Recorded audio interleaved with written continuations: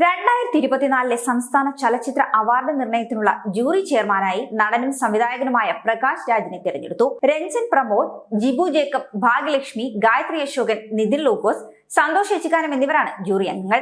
ഇന്നു മുതൽ സിനിമകളുടെ സ്ക്രീനിംഗ് തുടങ്ങും. 128 സിനിമകളാണ് ജൂറിയുടെ പരിഗണനയ്ക്ക് എത്തിയിരിക്കുന്നത്.